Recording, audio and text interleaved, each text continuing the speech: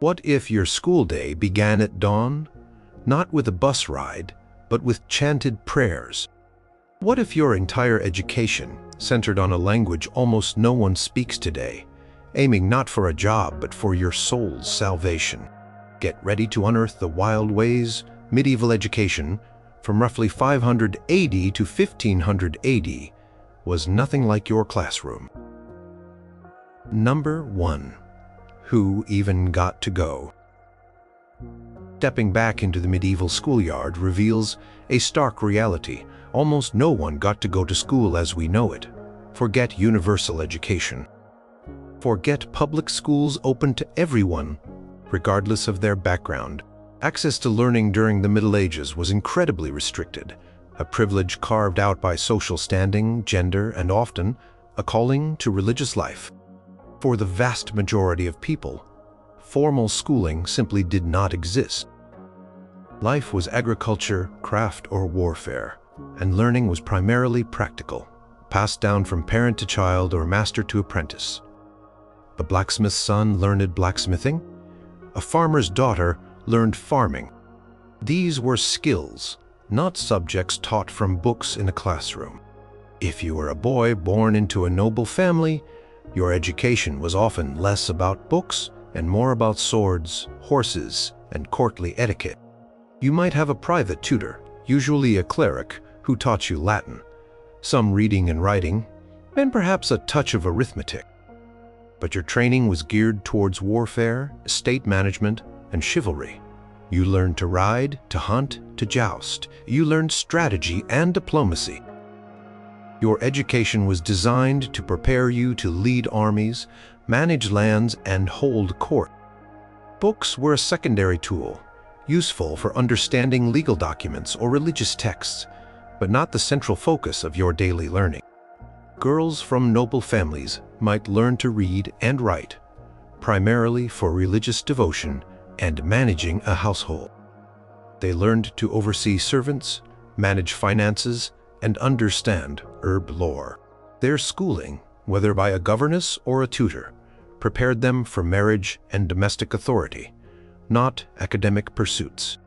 For the common folk, the peasants who made up the overwhelming majority of the population, formal education was a fantasy. They were largely illiterate. Their days were spent in the fields, working from sunrise to sunset.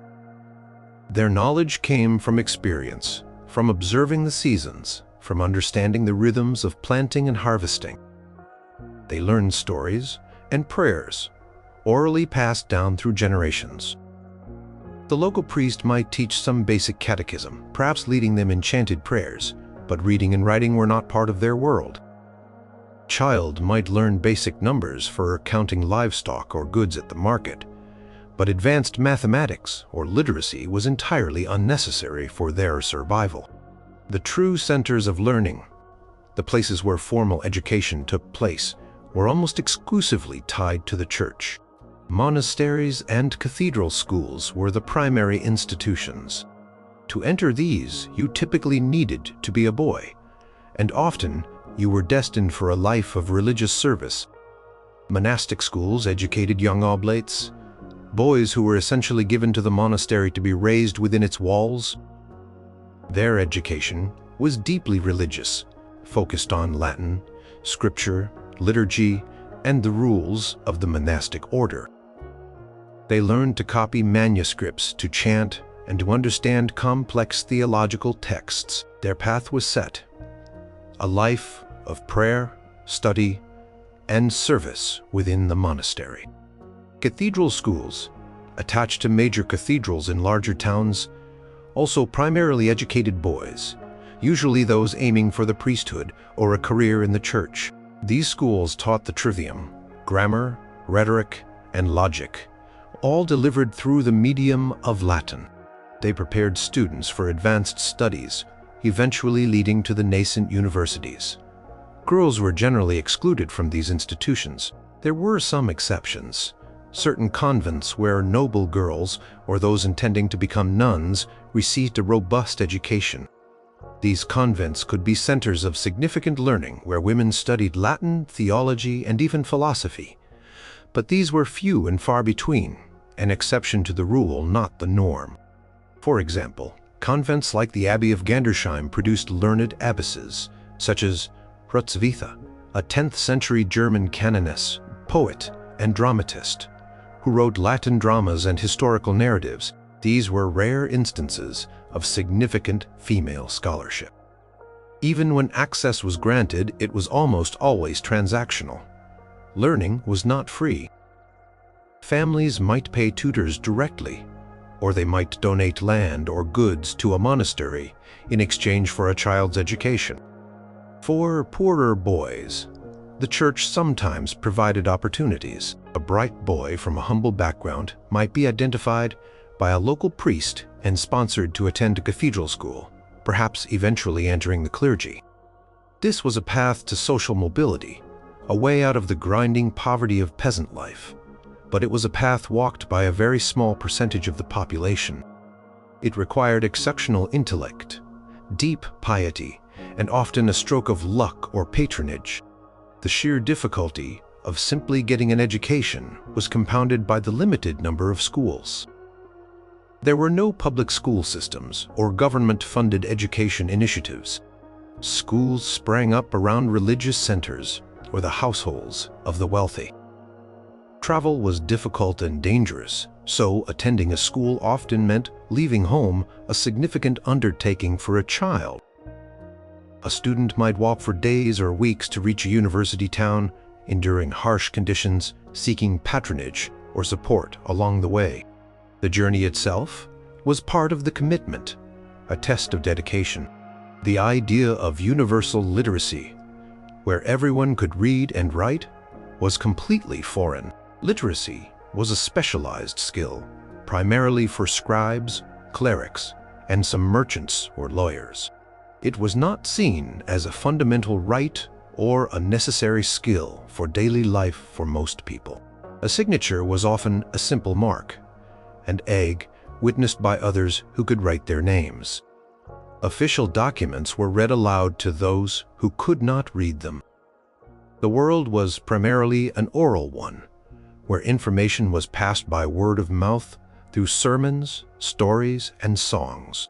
Education, then, was not about creating a broadly literate populace, but about cultivating a select few for specific roles within the church or the ruling class.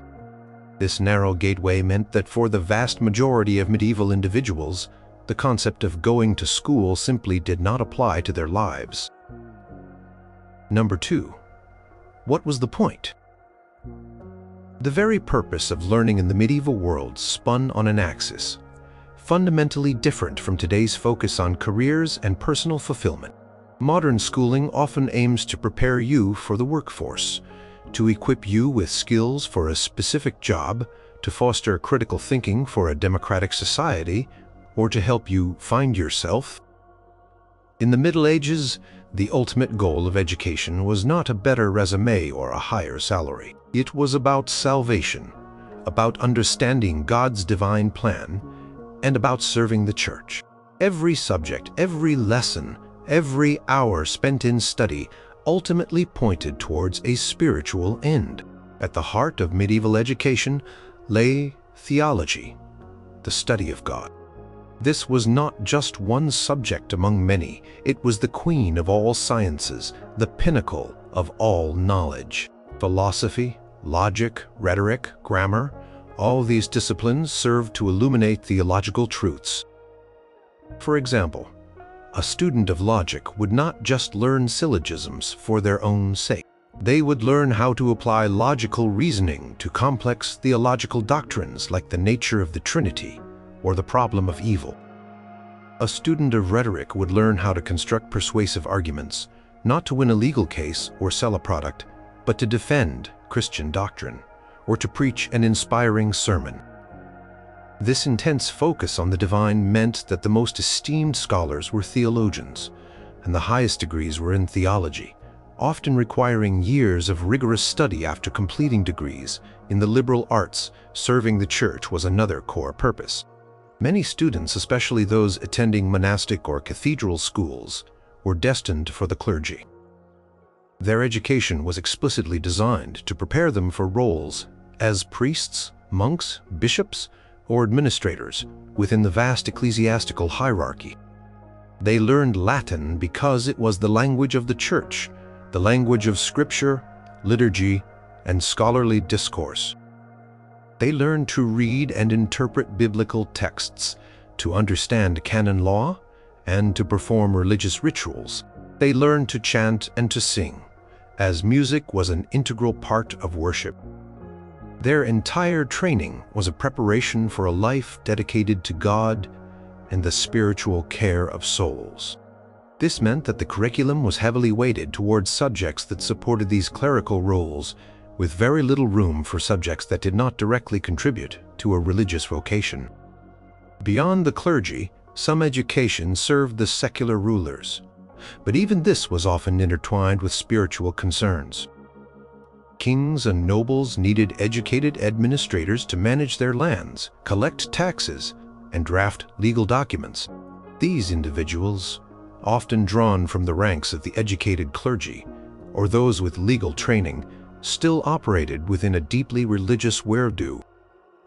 Legal principles were frequently rooted in canon law or divine justice. Diplomatic letters were written in Latin, often invoking God's blessing.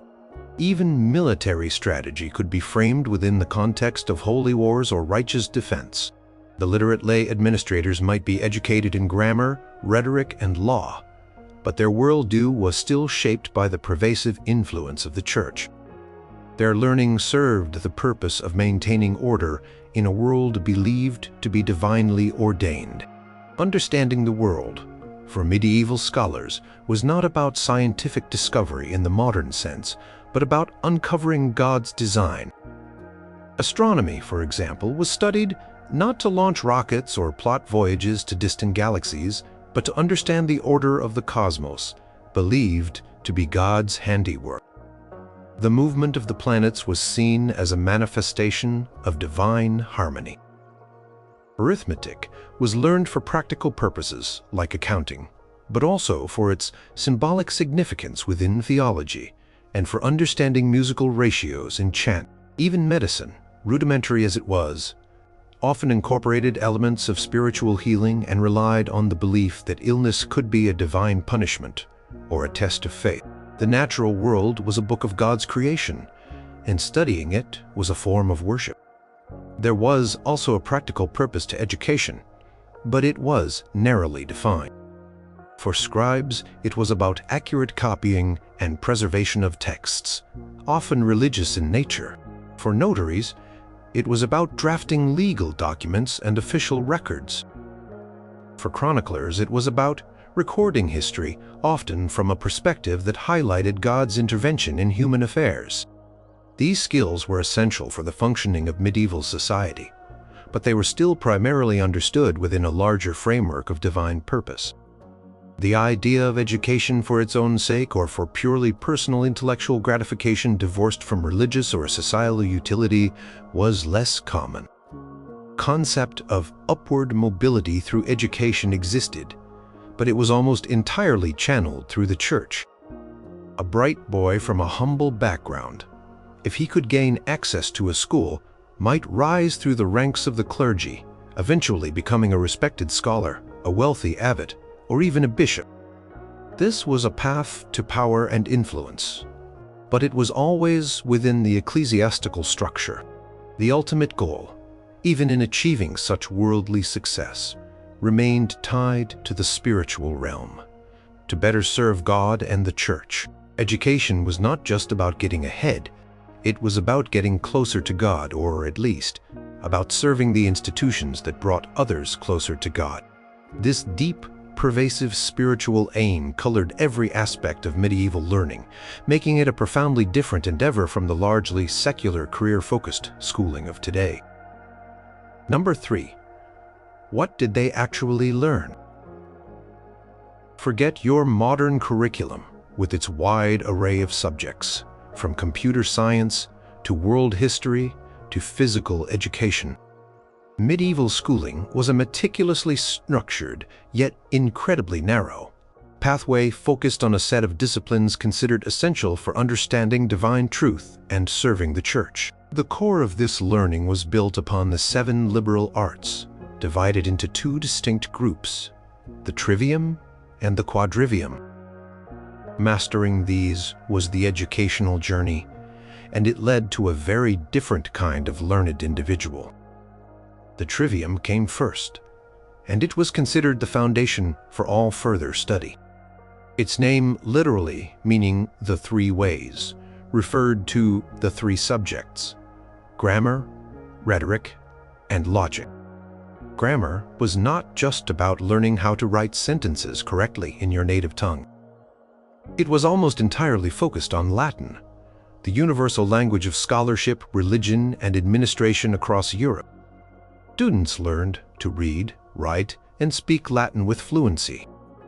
This involved memorizing complex declensions and conjugations, studying classical Latin authors like Virgil and Cicero, and practicing translation.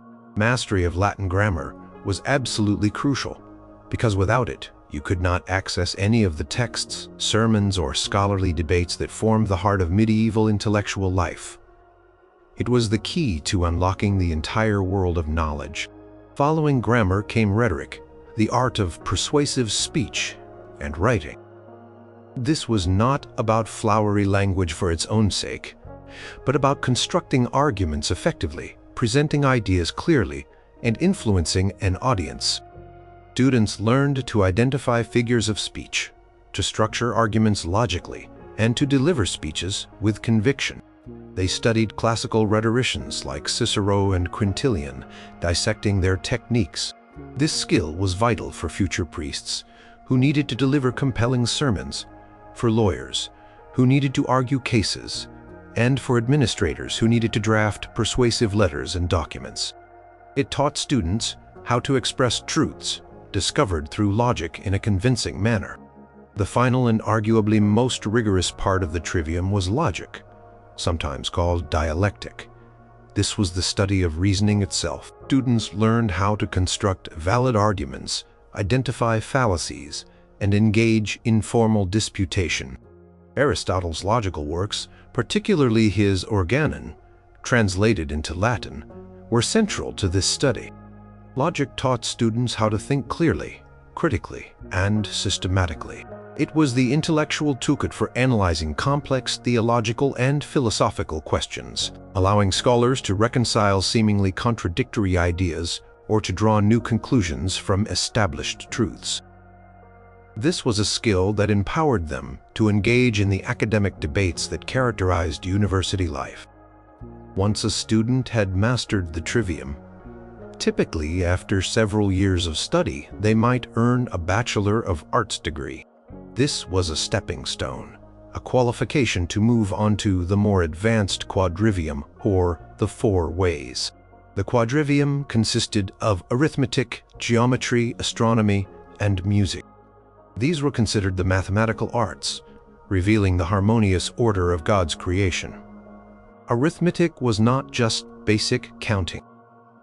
It encompassed the theoretical study of numbers, their properties, and their relationships. While practical counting was done with Roman numerals or abacuses, the academic study delved into concepts that connected numbers to universal harmony and divine principles. Geometry involved the study of shapes, lines, and space, often through the works of Euclid. It was crucial for understanding architectural principles, surveying, and the arrangement of the cosmos. For example, the precise angles and measurements in a Gothic cathedral were informed by geometric principles understood by its builders, many of whom were educated in such studies. Astronomy was distinct from modern astrophysics.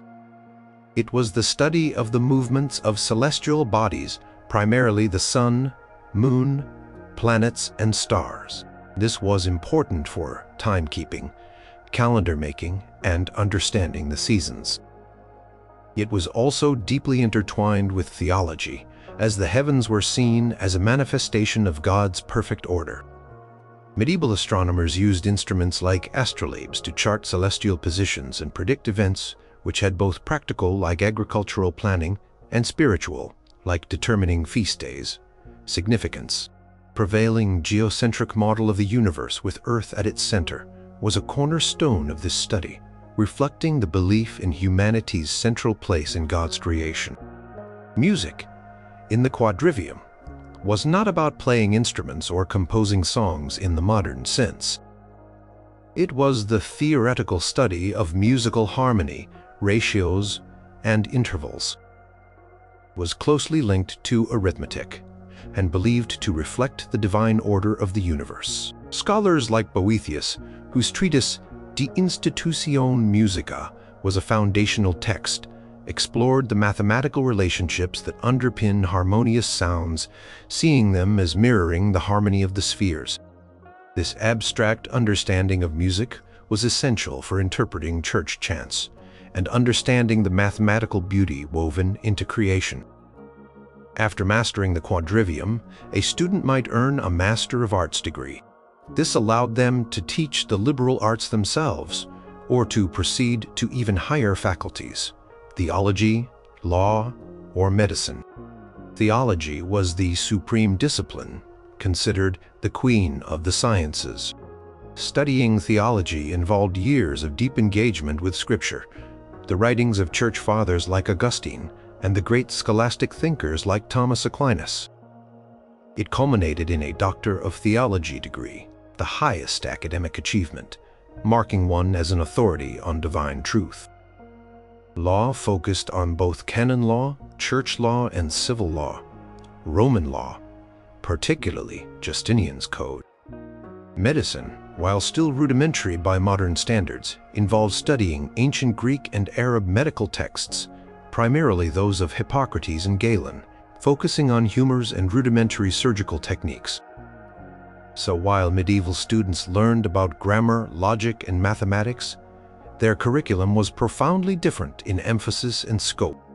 There were no chemistry labs, no computer programming classes, no dedicated history or literature departments as we know them. Every subject was a pathway to understanding God's world and serving His church, a deeply integrated, theologically driven curriculum that aimed to produce learned individuals steeped in Latin, logic, and divine wisdom. Number 4. How did they learn it? Forget sitting quietly at desks, taking notes from a projector, or collaborating on group projects. Medieval learning methods were vastly different, often intense, highly interactive, and rooted in oral tradition and meticulous repetition.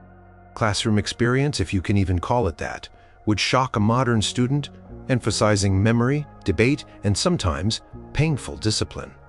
Rote memorization was a cornerstone of medieval pedagogy, with books being incredibly rare and expensive and literacy not widespread. The ability to commit vast amounts of information to memory was essential. Students would listen to their master's lecture often for hours and then commit the content to memory.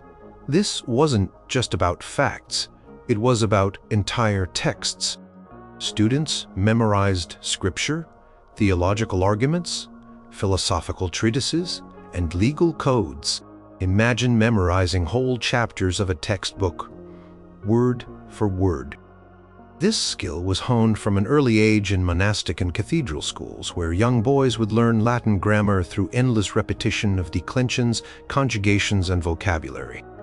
They chanted prayers and psalms until they could recite them perfectly. This deep memorization built a mental library of authoritative texts and arguments, which could then be drawn upon in debates. Oral tradition dominated the learning process. The master would read from a text, often the single copy available, and then offer his gloss or explanation. Students listened intently, often without their own copies of the text. Learning was a process of listening, internalizing, and then reciting or discussing. Books were tools for the teacher, not for every student. This oral transmission shaped how knowledge was conceived and shared. Disputations, formal debates, were the ultimate expression of this oral culture. These were not casual discussions. They were highly structured intellectual contests where students or junior masters argued opposing sides of a theological or philosophical question. A student would present a thesis, and an opponent would raise objections. The respondent had to defend their position using logic, reason, and authoritative citations, all spoken aloud, often for hours. This rigorous process honed critical thinking, rhetorical skills, and the ability to think on one's feet under pressure. It was the performance art of scholarship, a public demonstration of intellectual prowess. Lectures were central to university instruction. The master, sitting on a raised platform, would read the text, lectio, meaning reading aloud, to his students. He would then proceed to explain and comment on the text, often referring to various interpretations and arguments. Students, if they were lucky, might have a quill and parchment to take sparse notes, but often they relied solely on listening and memorizing. These lectures could be incredibly long, sometimes lasting several hours without a break. It was a test of endurance for both the lecturer and the students. The master's authority was paramount, and students were expected to absorb his wisdom. Discipline was often harsh. Corporal punishment was a common method to enforce obedience and focus. Teachers in schools, from elementary grammar schools to some university settings, used rods, canes, or even whips to punish students for laziness, inattentiveness, or insubordination. The belief was that the body needed to be disciplined to control the unruly spirit and to imprint lessons onto the mind. This was not seen as abuse, but as a legitimate and even necessary part of the educational process, a reflection of the era's view on child rearing and authority. This harsh discipline was meant to instill fear and respect, ensuring students applied themselves diligently to their studies. The use of Latin as the sole language of instruction also shaped learning. Students had to master a new language before they could even begin to truly learn the subjects. This meant that the early years of schooling were often entirely devoted to intense Latin immersion, using methods like repetitive drills, translation exercises, and speaking only Latin within the school setting. Learning was a monastic discipline in itself, often involving long hours, little personal comfort, and a singular focus on scholarship. Students lived together often in Spartan conditions, sharing meals and study time, creating a communal learning environment where knowledge was pursued collectively. While the modern classroom might use visual aids, digital tools, and interactive exercises, medieval learning relied heavily on the spoken word, the memorized text, and the power of logical argumentation. It was a world without mass-produced textbooks, blackboards, or even individual desks for every student. It was a world where knowledge was hard-won through intense personal effort, rigorous oral performance, and a willingness to submit to the demands of a demanding, often harsh, pedagogical system. This method produced scholars who were masters of memory, debate, and the classical languages, capable of navigating complex ideas through spoken argument and textual interpretation. Number 5. Who taught them? Step into a medieval school and you would not find professionally certified educators with degrees in pedagogy from a teacher's college. Teachers of the Middle Ages were a distinct breed, primarily drawn from the ranks of the clergy, monks, and university masters. Their authority often rooted in their spiritual position or their mastery of a specific academic discipline. Their lives were dedicated to learning and teaching, but their motivations and backgrounds were vastly different from today's educators. In the earliest forms of medieval education, within monasteries, the teachers were monks themselves. These monastics, having dedicated their lives to prayer and study, would instruct young oblates, boys committed to the monastic life, and sometimes even lay students. Their teaching was part of their religious duty, aimed at preserving scripture, liturgy, and classical knowledge. They taught Latin, biblical studies, and the rules of their order. Their authority came from their spiritual devotion and their position within the monastic hierarchy. They lived and worked alongside their students, imparting knowledge through daily routine, communal prayer, and direct instruction in the monastic scriptoria or cloisters. A venerable monk might be teaching grammar 1 hour and discussing theology the next, his life interwoven with the very fabric of the monastery's educational mission. As cathedral schools grew in importance, the teachers were typically canons, clerics attached to the cathedral, or other learned priests. The scholasticus, or magister scholarum, was the head of the cathedral school appointed by the bishop, responsible for overseeing the curriculum and the teachers. These teachers were educated themselves, often having passed through similar schools. Their roles were often dual, serving both as teachers and as priests, administrators, or scribes for the cathedral. They taught the trivium and quadrivium, preparing students for university studies or a life in the church. Their authority stemmed from their ordination and their academic standing within the church structure. They were often men of significant intellectual ability, dedicated to the transmission of knowledge they believed to be sacred. At the emerging universities, the teachers were known as masters, magistri, or doctors, doctors. To become a master, a student had to complete a rigorous course of study, typically including the trivium and quadrivium, and then pass a demanding oral examination known as the licentia dotendi, the license to teach. This license was literally a permission to teach others. Once a master, they would often teach the lower liberal arts before moving on to specialize in a higher faculty like theology, law, or medicine. These masters were scholars of the highest caliber, renowned for their intellectual prowess and their ability to engage in complex academic debates. They were paid by the students directly, through fees, or sometimes supported by ecclesiastical benefices or private patrons. A master's reputation was built on his ability to attract students, defend his arguments in public disputations, and produce learned commentaries. Consider the role of the master in a university setting. He was not just delivering information, he was the authority, the interpreter of texts, the guide through complex arguments. His teaching method involved reading aloud from authoritative texts and then providing his own glosses or interpretations. Students would sit and listen, often without their own copies of the texts, absorbing the master's wisdom. The master would also preside over the daily disputations, the formal debates that were the cornerstone of medieval university life. Here, the master would moderate the arguments, challenge the students, and ultimately deliver the determination, the definitive answer to the question debate. This required not only immense knowledge but also sharp wit and a profound understanding of logic and rhetoric. Very rarely, wealthy, noble families might hire private tutors for their children. These tutors were almost always clerics, educated in monastic or cathedral schools, or perhaps even former university students. They lived within the household, educating the children in Latin, basic literacy, and subjects appropriate for their social standing, such as history, heraldry, or courtly manners. These tutors often served as chaplains or advisors, blending their educational role with other domestic or spiritual duties.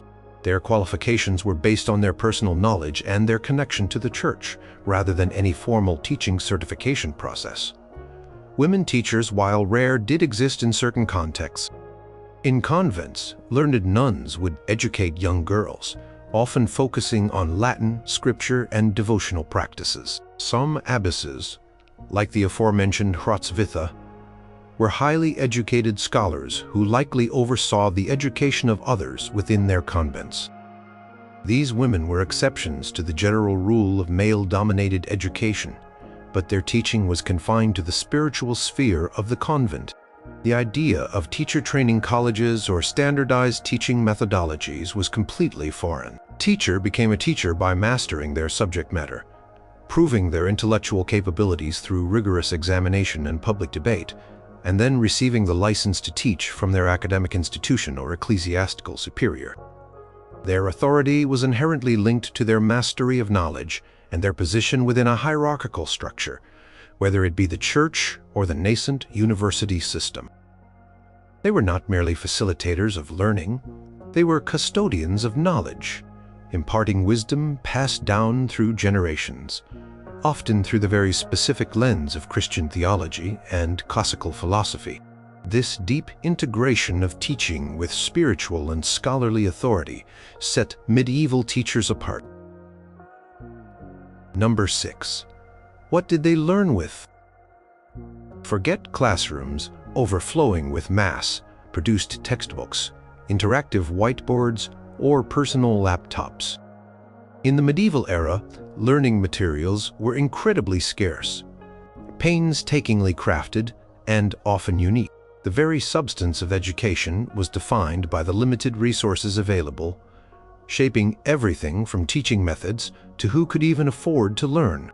The undisputed king of learning materials was the handwritten manuscript.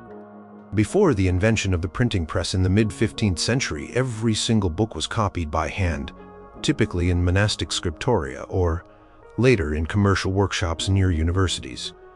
This was an unbelievably slow and laborious process. A single scribe might take months, or even a year, to copy a large book. The materials themselves were expensive. Parchment, made from treated animal skins, calf, sheep, or goat, was durable but costly. Ink was made from lampblack or oak galls. Quills, typically goose feathers, had to be sharpened constantly. Creation of even one copy of a text was a monumental undertaking, making books incredibly valuable. Because books were so rare and expensive, individual students rarely owned their own copies of texts. A university library might have a few dozen, or perhaps a few hundred, books. These were often chained to desks to prevent theft, reflecting their immense value. In a lecture, the master would read aloud from the single available manuscript, often the only copy he possessed. Students would listen intently, sometimes taking brief notes on wax tablets or small scraps of parchment. The idea of every student having their own textbook, let alone multiple textbooks for different subjects, was simply unimaginable. Learning was an auditory experience, reliant on the master's voice and the student's memory, rather than personal, textual engagement. Early textbooks were not printed books as we know them, but rather commentaries and glosses.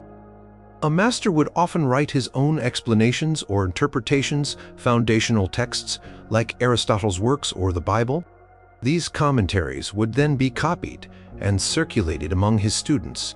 The student's textbook was often their own collection of notes taken during lectures, or perhaps a partial copy of a master's commentary, meticulously transcribed by their own hand if they had the means and skill. This meant that knowledge was not transmitted through standardized publications but through the personal interpretations of respected masters. Other learning tools were rudimentary. Wax tablets, small wooden boards coated with a layer of wax, were used for temporary notes, exercises, or drafting. Students could write on them with a stylus and then smooth the wax to erase their work. This was a reusable and cheaper alternative to parchment for quick scribbling.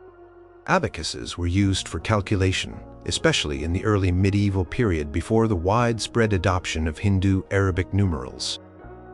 Astrolabes were sophisticated astronomical instruments used in the quadrivium to measure the positions of celestial bodies, an essential tool for astronomy lessons. Compasses and rulers were used for geometry.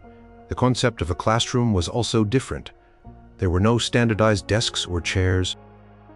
Students might sit on benches, on the floor, or stand around the master. The learning environment was often simple, sometimes just a bare room within a monastery, cathedral, or a rented space in a university town. The focus was on the spoken word, the master's expertise, and the communal experience of learning, rather than on physical amenities or individual study stations. Imagine the effect of this scarcity. Learning was a privilege, directly tied to access to these rare materials.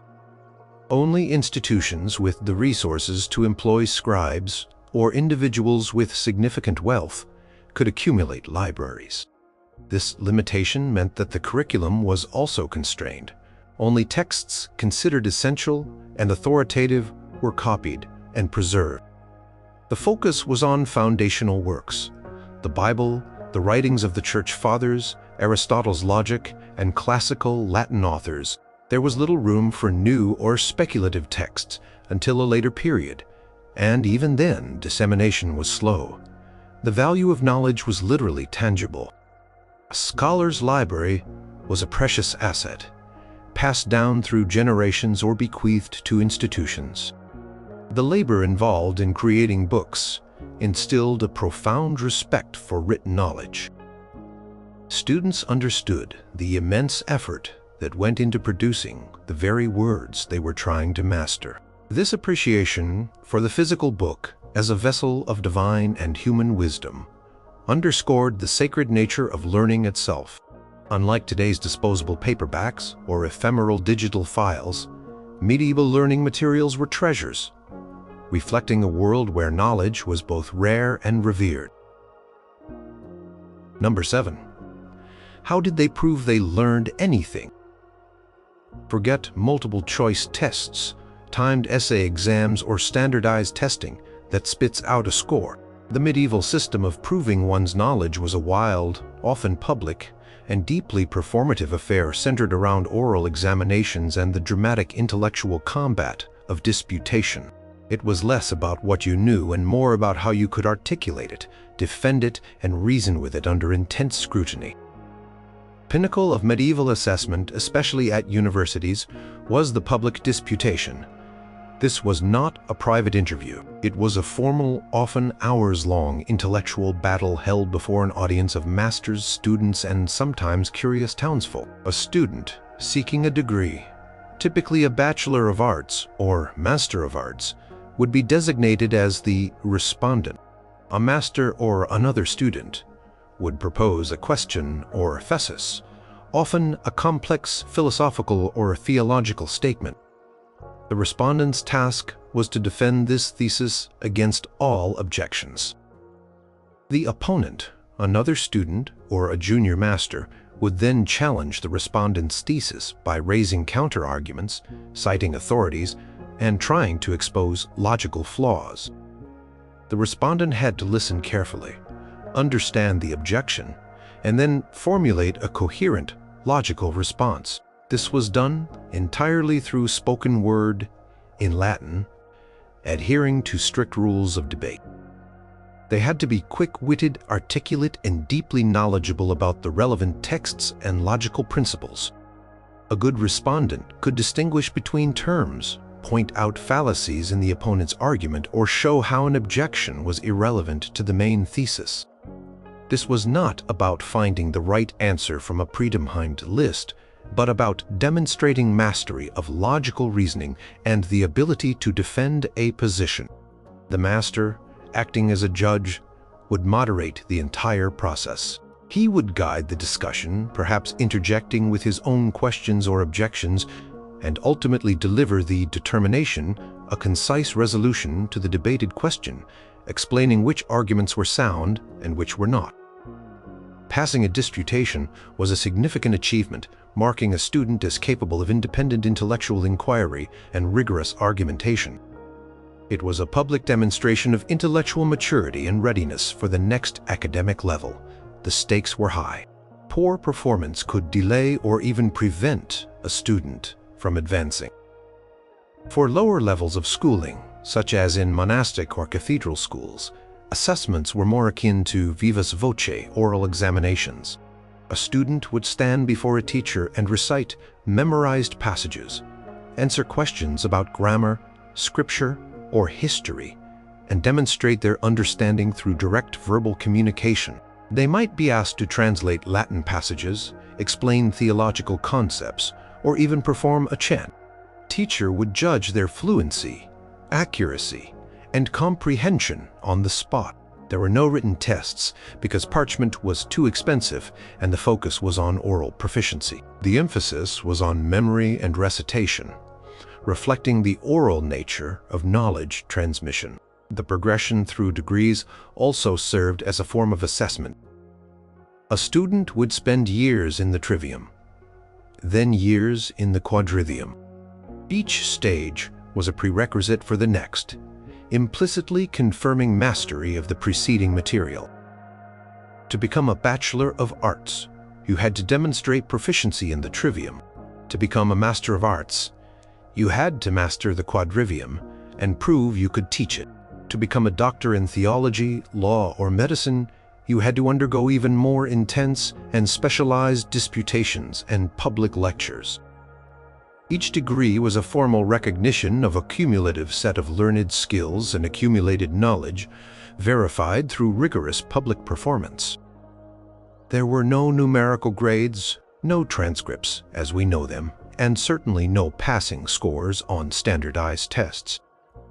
Success was measured by the master's judgment, the student's ability to hold their own in debate, and their eventual receipt of a license to teach, licentia docendi, or a formal degree.